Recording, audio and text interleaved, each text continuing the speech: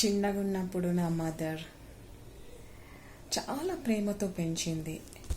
నేను పెద్దయ్యాక కూడా చాలా ప్రేమ చేసింది. కన్నతల్లి ప్రేమ ఈ జన్మలో మర్చిపోనిది. అలాంటి ప్రేమ నాకు ఈ జన్మలో దక్కదు.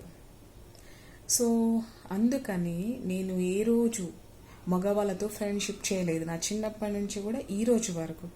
ఎందుకంటే అలాంటివికి అవి పాపం చేసే వ్యక్తులు నా దారిలోకి వస్తే దేవుడే సైడ్ చేసేసారు. ఎందుకంటే నా కన్నతల్లి ప్రేమ చాలా బలమైనది.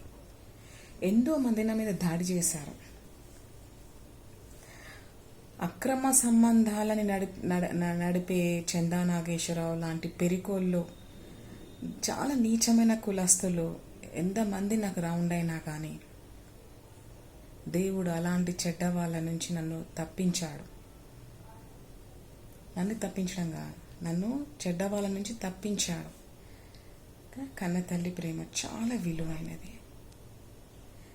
మగవాళ్ళు మన దారిలో ఎంతో మంది వస్తుంటారు, పోతుంటారు.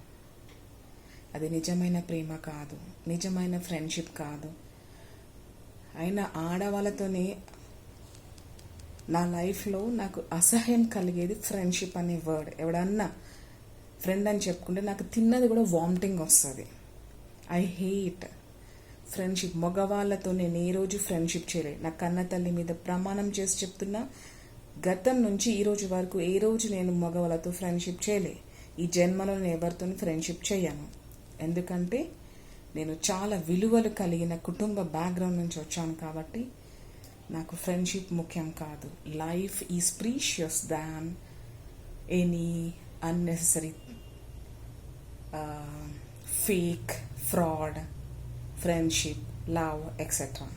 నిజమైన ప్రేమను నేను చూడలేదు. నన్ను ప్రేమిస్తున్నానని అబద్ధం చెప్పిన వ్యక్తులందరినీ దేవుడు తప్పించాడు. ఎందుకంటే వాళ్ళు నిజమైన వ్యక్తులు కాదు. వాళ్ళని దేవుడే సైడ్ చేశాడు నా లైఫ్లో.